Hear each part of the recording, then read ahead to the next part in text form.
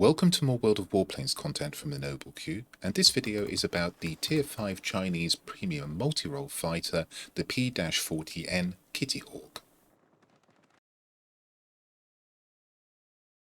Hello there, and here on the tarmac outside my hangar is the P-40N, the last mark in an airframe that was produced in numerous quantities during World War II, at least 14,000 units I believe.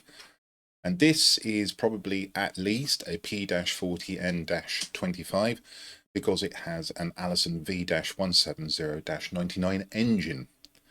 It also has a couple of bombs. It was fitted with wing racks, which is true to life. And this aircraft saw service in many theatres, principally with the RAF and Commonwealth forces, so in the Far East, and with, for instance, the Royal Australian Air Force. However, it did also serve in China, but not as part of the famous Flying Tigers group. Rather, it was part of the Chinese-American combined wing, serving later on in the war. In the game, you may be forgiven for thinking, well, this is just going to be a P-40 fitted with a couple of bombs, and yes and no is the answer to that question, and I'll explain why in this video as we go along. So what we're going to do next is we're going to take a look at the numbers for the aircraft. If you don't want to look at a spreadsheet, you'll be missing lots of good stuff, but use a link below the video to skip ahead to another part of it. Here we are with the spreadsheet that would usually show all of the multi-roles at this tier alongside the P-40N Kitty Hawk. There would be 10 of them, including that plane. However, I think probably for most of you, the interesting comparison is not with the other multi-roles, but with the Tech-Tree P-40 fighter. Before I go on, if you don't know how this spreadsheet works, there's a link in the description below to an instructional video. Go watch that, and then you'll know how this spreadsheet functions, for the most part. So let's turn our attention to the aircraft. And what we have in columns C and D is the P-40N laden with bombs. In columns E and F, the P-40N without the bombs. And then in columns G and H, we have the P-40 Tech-Tree fighter. If we look at the gun armament, it's identical across the three instances of the aircraft. You've got 650 cals, or 12.7mm machine guns, as the game likes to call it, with a DPS each of 46, rate of fire of 700, range of 1803 feet. Auto aim angle, the amount you can be off target by in the game, will correct your aim for you, 4 degrees, fairly typical for machine guns. Dispersion angle, the way that the bullets spread out as they leave the muzzle of the gun, is 0.8, again fairly typical for machine guns, and again fairly typically for machine guns, a long overheat time of 20 seconds. Shell velocity is 948, that means you're going to have to give quite a lot of lead to hit an aircraft that's banking away from you, and in practice I found it quite hard to find the lead point with the few games that I've played with this aircraft, so just bear that in mind. And if we turn our attention to ordnance, obviously you do have some if you choose to mount the bombs. The rating is 4, which is not high. Cumulative damage is 4,400. The resupply time is a rather long 2 minutes, 120 seconds. And the damage radius is quite small at 197 feet. Now in practice, I found that this meant that you couldn't use one bomb to destroy a gun emplacement. You needed both. However, both bombs would also destroy a shed complex at a garrison or even the 30-point fuel storage target at the mining plant. But the bombs are tricky, and it's pretty much limited to taking out one full health ground target. And that's true even if you use the demolition expert skill on your pilot. It doesn't actually improve the bombs enough to change that so that you could take out, for instance, 2 gun emplacements. And this is probably going to lead at least some of you, if not many of you, to choose to demount the bombs and fly this as a pure fighter and not a multi-role, in which case you'll have no ordnance, as is shown here, and of course that's the same for the fighter. On the survivability, the rating is 6 for all 3 instances of this aircraft, but there is a minor difference. The hit points are identical at 250, but the P-40-N, not dash N, just N, has a damage resistance of 47, which is 1 point higher than the fighter. It's not going to make a practical difference, but it is a difference. And the same fire resistance, a pretty good 60. Airspeed, as you would expect, the bombs reduce the speed of the Kitty Hawk, so the rating is 41 as opposed to the fighter 43, and indeed the Kitty Hawk without the bombs also 43. However, there is a difference. Cruise speed is only 228 on the bomb-laden Kitty Hawk. It goes up to 236 if you take the bombs off. However, that's still below the fighter at 243. Well, the P-40M was in theory, a slightly heavier aircraft, elongated fuselage, so I guess it's reflecting the difference there. In fact, the two engines in the two aircraft are slightly different as well. In the fighter, you've got the V171085 variant, and you've got the 99 in the P-40N. And indeed, as a historical by the by, they tried hot rodding the P-40Ns on occasion by dumping two of the guns, which took off something like 120 kilos of weight, 250 pounds, and made the aircraft slightly faster. Boost maximum speed 366 with bombs, 379 without, and that's identical to the fighter. Now, again, the boost duration is slightly different. You've got 9 seconds on the multi-role, as opposed to just 8 seconds on the fighter. That's nice to have. Again, probably not a significant difference, but useful. Maximum dive speed is the same in all 3 cases, 484 feet per second. Maneuverability, it's identical for the 3 aircraft. It's not a turn fighter. Don't make that mistake. The time to turn a full circle is 10.8 seconds. Roll rate is not particularly good at 130. Here's a new item for you, controllability. Controllability, I understand to mean the speed at which the aircraft responds to an instruction from the control surfaces, rudder authority, for instance, elevator authority, ailerons. And this is best in class at 82.6. Just to give you a flavour of how it varies, the worst in class is actually this Hurricane 2 with 79.9. Actually, I think that's not true.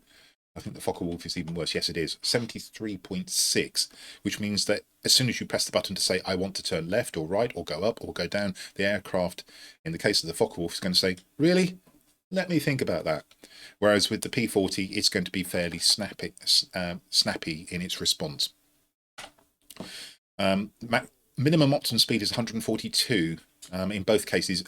This is, in theory, worst in class. But what that means practically is you need to keep this aircraft fast. Don't slow it down, except on occasions when you are behind perhaps a damaged bomber. Perhaps it's got its engine shot out, and you know for a fact that you are alone and you are not under threat if you slow down. Maximum optimum speed is 330, best in class, not surprising. And the range in which your characteristics do not degrade is 188 miles an hour. Stall speed 93, pretty high, again indicating that you need to try and keep this aircraft fast.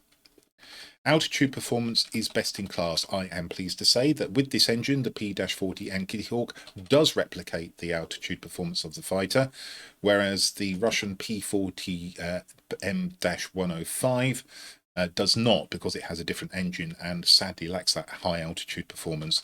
So you can make this P-40N handle like the fighter, and all the more so if you take the bombs off. However, beware, there is a significant difference which we're going to discuss in the next section.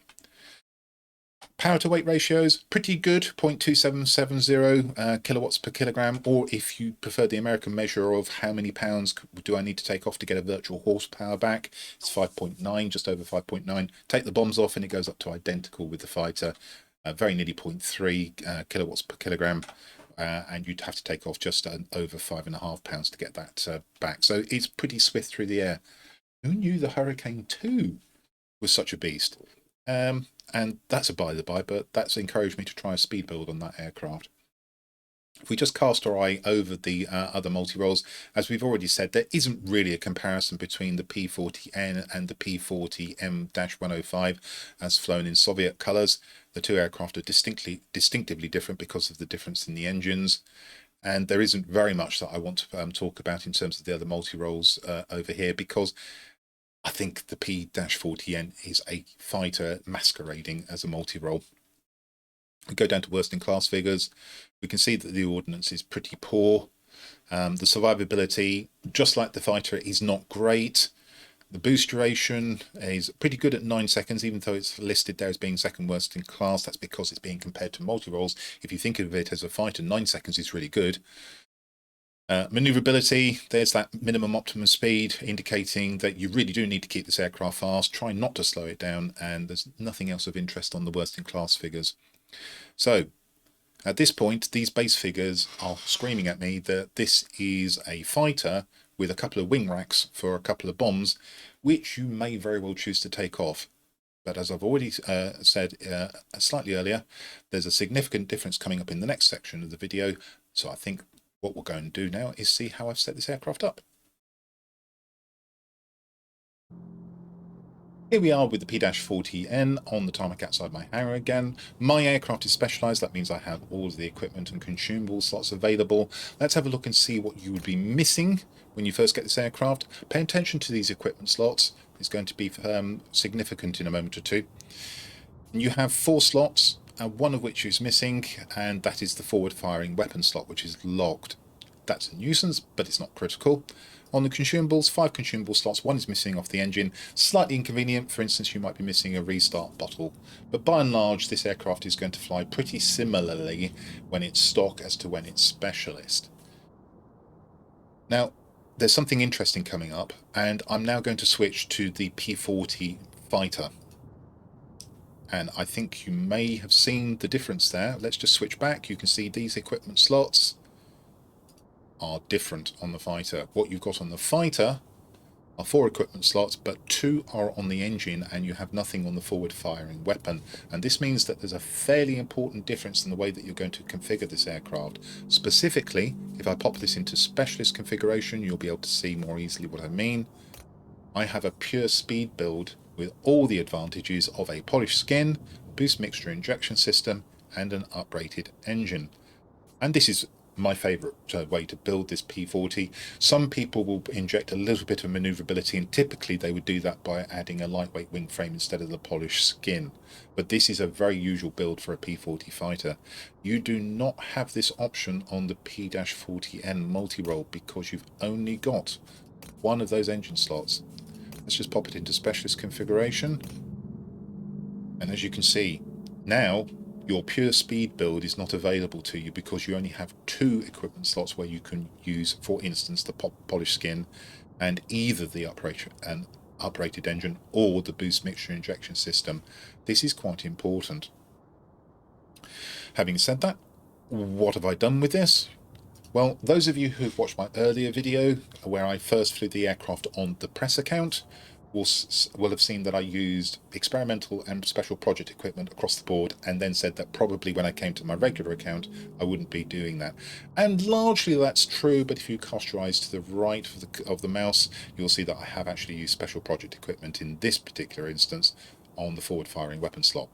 However, on the cockpit slot, we've got the gun sight. No surprises there, and the bonus characteristics I've picked off there currently: 10% chance of causing a fire, 10% chance of inflicting critical damage, and 3% accuracy of forward firing weapons. Alternatives there, I'd probably go straight for the bottom characteristic, Powlett's resistance to injury, the 5% improvement on that, and drop the accuracy. I'd keep the criticals and I'd keep the fire chances.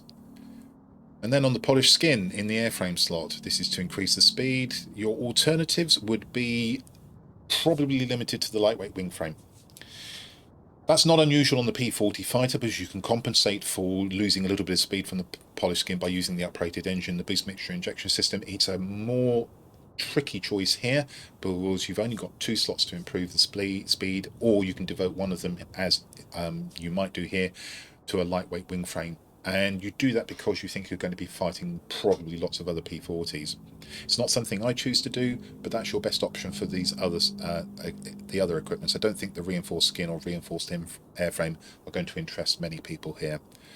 I've opted for polished skin, and we have, for the bonus characteristics, currently 1% yaw manoeuvrability, 1% cruise speed, and 1% maximum speed with boost activated.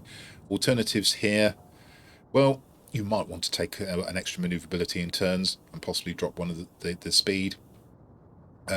Or you may go for acceleration in diving if you particularly like that kind of thing. Bear in mind you will be using the technique of going up into the stratosphere and causing aircraft to stall behind you and coming down. It might be that the dive speed being increased would be useful there. It's not something I've opted for, and I probably wouldn't reassemble this equipment. When we come to the engine, it's an either-or choice.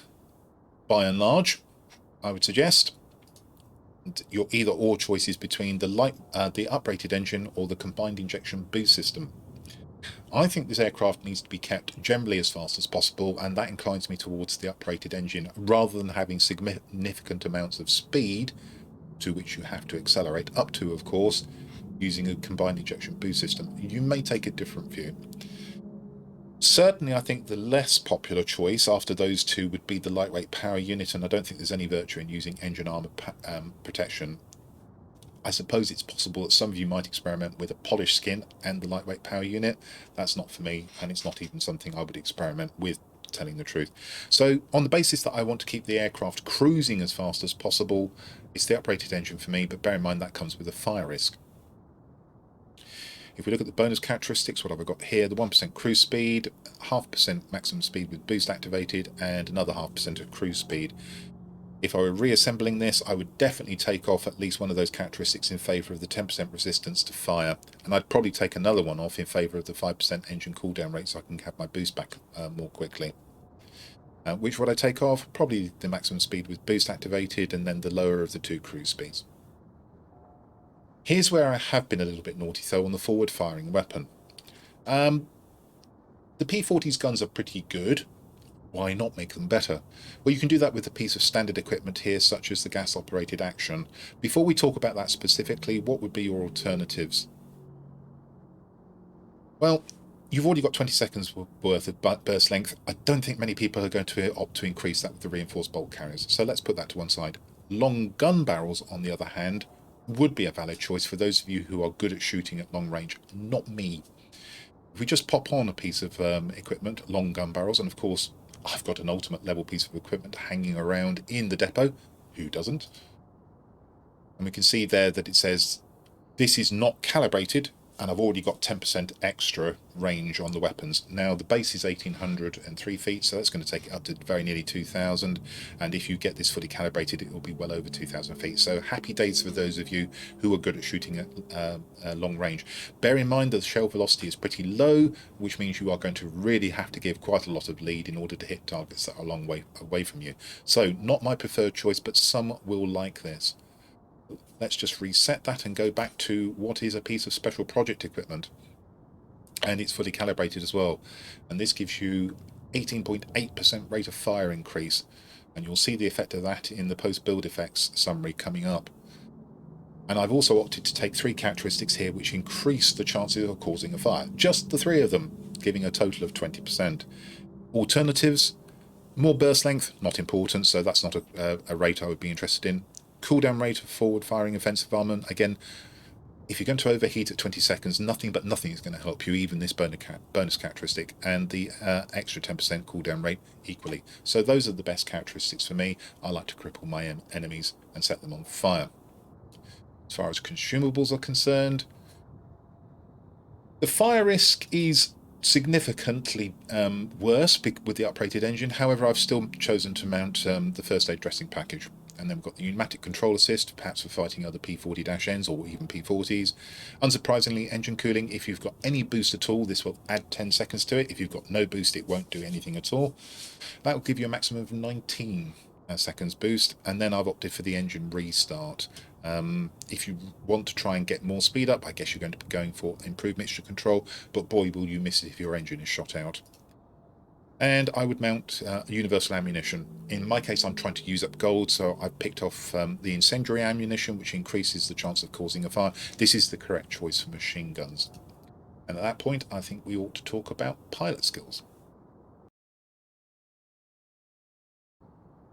Currently, I haven't got a pilot in the aircraft, and I want to talk about the serious drawback of this plane. It's Chinese. And that means that it's only useful for crew training Chinese crew. You cannot reassign this aircraft, for instance, as you can with the European stroke international aircraft, to another nation. And there's no Chinese tech tree, which means the amount of Chinese pilots you can train is limited as well. So in future, when this aircraft becomes a premium, assuming it does, I would be concerned about buying it because its utility is fairly low. Yes, it's a fine aircraft in its own right, but in terms of its ability to train other crew, it's very limited. So, amongst my Chinese pilots, the obvious choice is probably that for my JL1A37 Shenyang pilot. And what have we got here? Let's bring up the crew skills box. So, if you were dedicating a pilot to the P40N starting afresh, where would I go? Well, probably fairly much the same way as I have with the JL1A37, which to a degree is flown in the same way, high and fast. So you're looking at putting on, assuming you have speed equipment on the plane, which I think is almost certainly a given, and if you haven't, you've probably mounted a little bit of maneuverability on the plane. So aerodynamics expert first, probably Engine Guru 1 next, I would probably go with the Marksman 1 and then take it off and put on Engine Guru 2 next. In this case, for the JL1, I've actually opted to put a bit of manoeuvrability in. It's not a bad choice. Might be your third choice, for instance, as the Aerobatics expert. Now, handily, because the fire risk has increased, I have actually opted for the fire resistance and firefighter skills on the JL1A37. Not too bad a choice on the P40N either, especially with the upgraded engine. However, if you were to took these 2 points off, I'd probably put it onto the cruise flight before working my way up to Engine Guru 2. And then I might actually try and work up to Resilience as opposed to Marksman 2.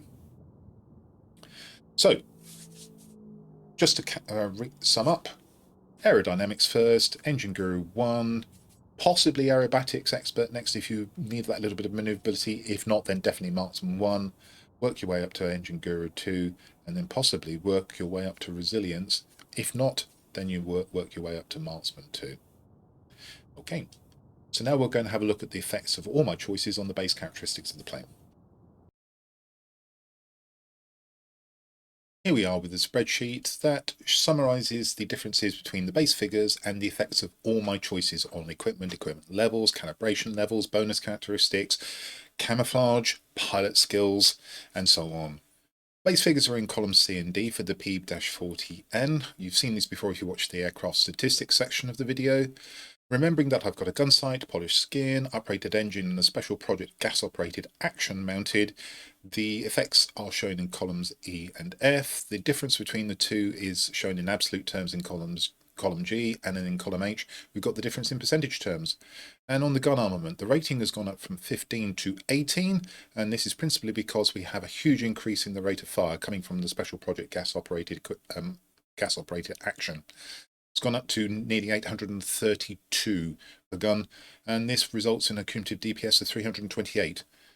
Against most aircraft at Tier 5 in the multi-role and fighter category, this will outgun what you're facing. It won't outgun the Hurricane multi-roles probably, nor will it outgun the A6M50, but you've got a good chance of outgunning everything else, unless they've done the same. And of course, in the case of fighters, they won't be able to mount anything to affect their forward firing armament in the way that I have on the P-40N.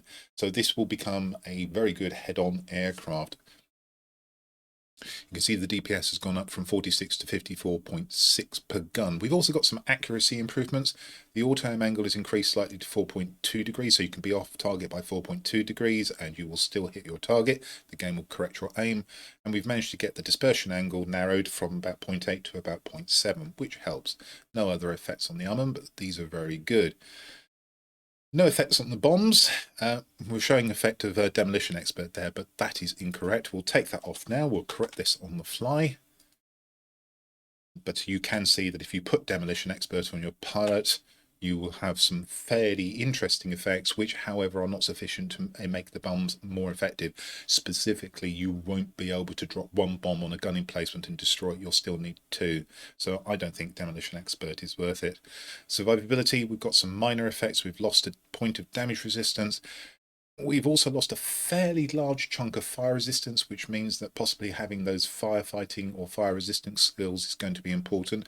I have them on the Chinese Shenyang pilot, which I put into the aircraft to compensate for the adverse effect here, stand by 29%. The other big improvement, of course, as you would expect using an uprated engine, is on the airspeed. We've gone up from a rating of 41 to 48, 17.1% increase. You'll see the cruise speed has gone up by very nearly 50 miles an hour, 47 miles an hour, nearly 21%.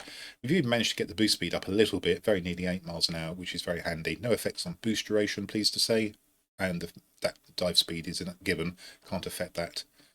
Only affect acceleration in dive.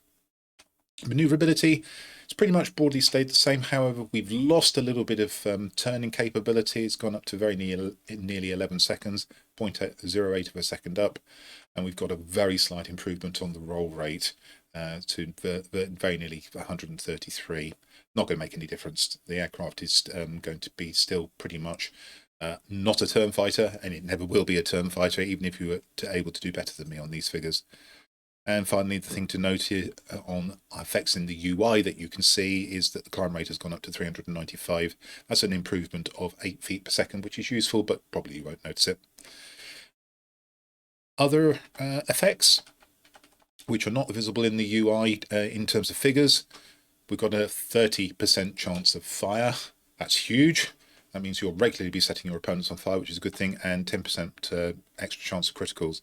No effects on the ordnance, because I took off the effect of the demolition expert, as you saw there. Survivability. Fires will be put out 20% quicker. Got a 20% tolerance to fire, 20% concealment, that's coming from the livery, because I took off the dragon livery and put on standard liveries, seasonal ones I should say, rather than the universal camouflage. The effect is less with the universal camouflage, it's half in fact. 10% tolerance to AA damage, 5% tolerance to rear gunners. We've got an adverse effect on the pilot's ability to resist injury. It's 12% down here, which takes me back to that bonus characteristic I mentioned. Might have been worth selecting to offset this. On airspeed, we've got very nearly a 15% improvement in acceleration without boost. That's nice. 6.5% acceleration in dive. Nice, probably won't make much difference. 3% acceleration with boost. Small, but useful. And then we've also got an improvement of 7% in the engine cooldown rate. That's nice as well. And on the manoeuvrability not listed in the UI, we've got a 0.2% improvement in yaw manoeuvrability. So that was the effects of my choices on the aircraft. Let's go and see how it performed in battle. The battle you're about to see takes place on the Archipelago map. It's the Retaliation variant, not one I see very often. Only 3 sectors, and in the centre we have a garrison. For once, not that tactically important, because access to the command centres is just as easy from the 2 spawn points as it is from the garrison in the middle. And that said, if you happen to be at one end of the map and you have to fly through the garrison held by the enemy, that can be a pain.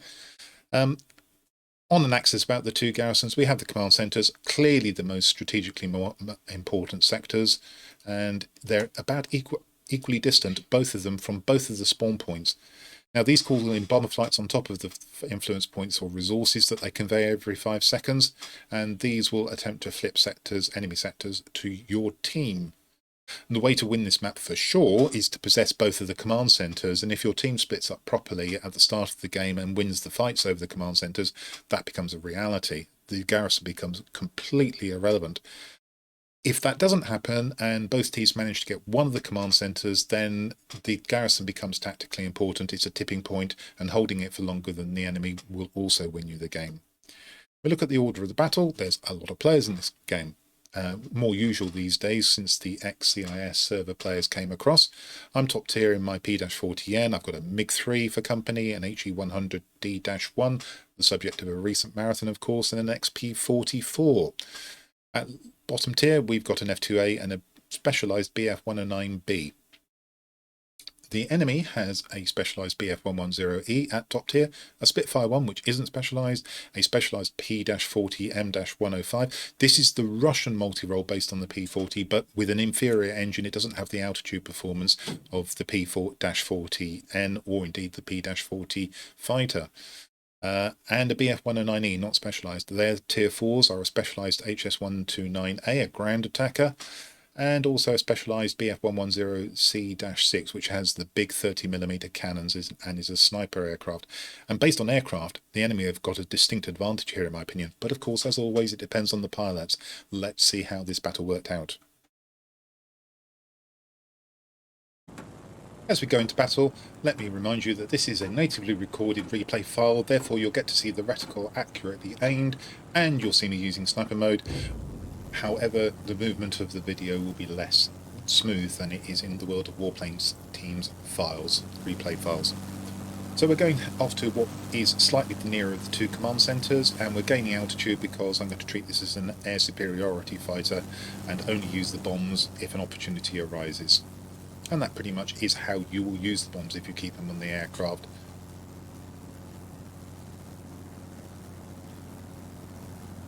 Keeping an eye on the Bf-109E, who's doing odd things, and suddenly comes up on my left very close. Spot the ADAs and begin a dive, looking to see which one I'm going to select. as my first target, and then suddenly I see a low-flying enemy heavy fighter, specialised plane. That's a suboptimal piece of play by the heavy, especially as he's now being contested by me. He's put himself in a lot of trouble, and he compounds it by turning. So I'm able to get on his tail, and I can start using the DPS when I get the lead right, and it is quite tricky to get the lead right for me on this aircraft, to shoot him down. That's victim number 1. And now there's a lot of aircraft in the sky. I finally picked one that's on low health. That's an ADA I shoot down. Now I can get onto this Focke-Wulf. That certainly can't outturn me. Can't outrun me, so I then find that the Bf-109E is very close to me, so I try and fly away. Being shot, trying to take avoidance, trying to find a target. A couple of shots into that ADA. Now I find that I have to go up against a multi-role. I think that's the P40M-105. Being shot from behind, so I have to break off, look to see what's going for me. It's an ADA. We take the sector. The ADA blows up. There's still quite a lot of objects to clear out here. So I look to try and take out the Bf-109E, which is in a low energy configuration. That's an easy kill.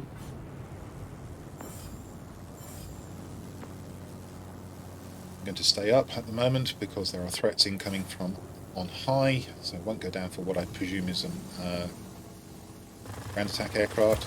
The P40M-105 comes back in again. My extra DPS forces him to break off. Once he breaks off, he's an easy kill. Now we are going to go for the ground attack aircraft because it's a human. I started to shoot it up. I suspect his tail was out. He couldn't pull up and he crashes into the ground. Nevertheless, that gives me the kill. Now my team is struggling here. I've held down this sector, and it's a good job I have, because had I not been here, I think we would have now been losing to superiority. As it is, we're 2 sectors to 1 down, and potentially we're in trouble. I've got to rely on my team to do work at at least one of the other sectors, because if I leave here, I'm pretty certain we're going to lose this one.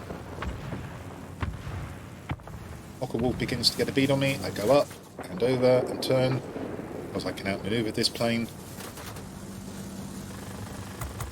Can also chase him down. Does the familiar Focke-Wulf roll of death. I pick him off.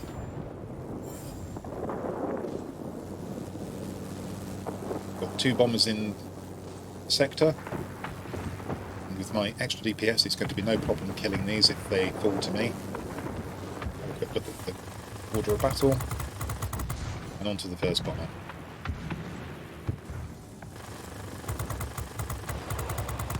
That one down. Look at the mini-map. I get into a position where I can come from underneath the bomber and shoot at its softer underparts. At least I think they're softer. I could be completely wrong about that.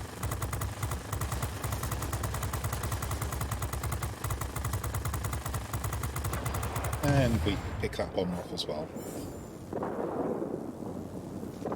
Still 2 sectors to 1 down. It's getting to the point where I might need to make a decision to leave. However, I can't leave this human ground attacker in here to flip this sector. So down we go. Trying to get a suitable attack vector. Then I realise I need to stay up high and take out what I think is the C6.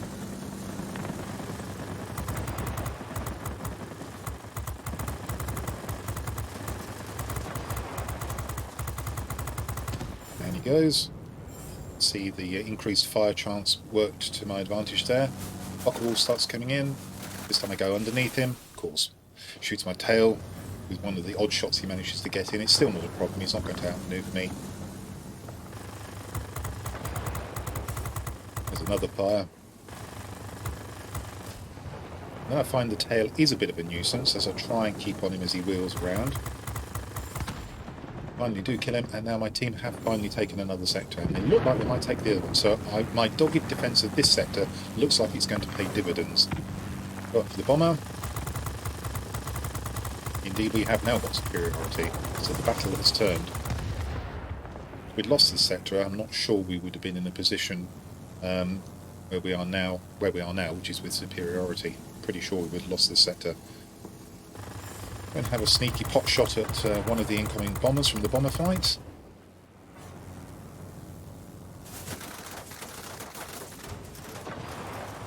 finish their bombing run.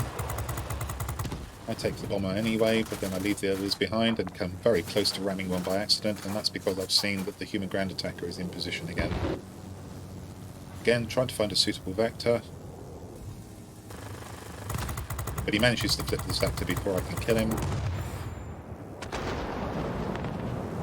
I decide I ought to kill off the other ground attacker, because if I don't, something else will. And now I'm going to wait for this this sector to unlock and try and recapture it.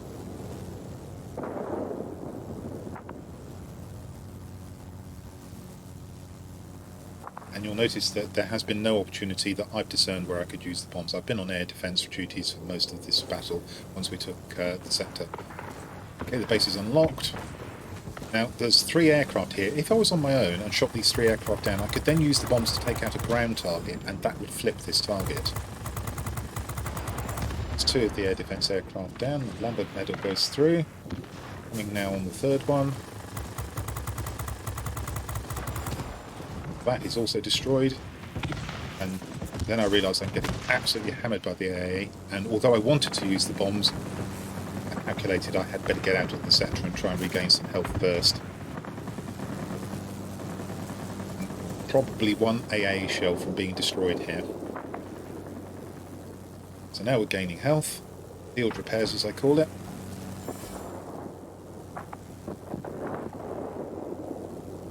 And my team took the sector after I left. I made the right decision there. It was a shame I didn't get to use the bombs to flip the sector, but had I stayed in the sector, I'm pretty sure the AA would have finished me off and we wouldn't have that sector. So now we can proceed to the centre, which has just been taken by the enemy. The game's nearly at an end. Look at the ground attacker and then realise there are fighters involved and multi-rolls that I can shoot at. Choose to go into avoidance mode against the M40. Take a chance with the BF, which doesn't shoot me. Begin to shoot the P40 M105, and that's the end of the game. Tactically a sound game, quite a rewarding one as well. 15,000 personal points and some nice medals there. Let's take a look at the outcome of this battle. From the centre we can see it's a 3 chevron battle, or a grade 3 multi-role fighter, and that grossed 99,349 credits, or silver if you prefer. No premium account bonus, that would have amounted to about 50,000 credits had it been present. If we look in the message box, we can see there are no expenses, the aircraft wasn't shot down, so there's no repair costs. As usual, I was using prepaid consumables, that means I bought them in advance in a sale for half price. 3,072 aircraft experience. The base there is 1,499. First one of the day doubled that, and then there's a few other bits and bobs coming from other bonuses. 153 free experience, would have been 37 extra if I'd had the premium account bonus. 4 tokens, all for first medals of the day.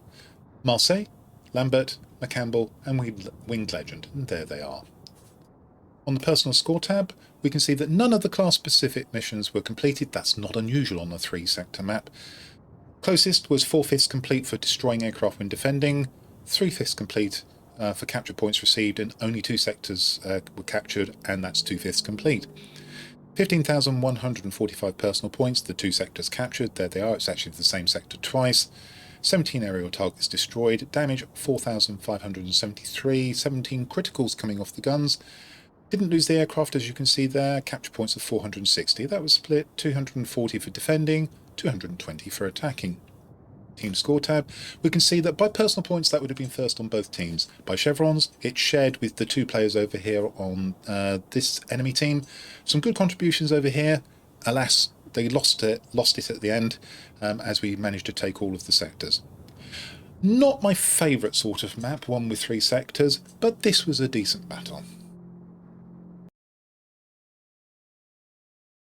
That's the end of my review of the P-40N Kitty Hawk, a multi-role fighter that, to all intents and purposes, is actually an air superiority fighter. The bombs are weak and need to be used carefully. I like to keep them on because they are occasionally useful in flipping sectors, others will take them off and thereby gain speed. Compared to the Tech Tree American Tier 5 fighter, the P-40, you have a problem in that one of the engine equipment slots is missing, and therefore you have to choose between an uprated engine and a boost mixture injection system. However, the extra slot for the forward firing weapons means you can significantly increase the DPS of this aircraft. Bear in mind that getting 5 chevrons in this plane is going to be quite a challenge because it's more like a fighter. Those class-specific missions, which are for multi-roles, are quite difficult to achieve. I hope you found that helpful, and that if you did, you'll come and see my future content. Stick around. There's not 1, but 2 bonus battles coming up, unnarrated, but this is where I leave you. So this is the Noble Q, signing out.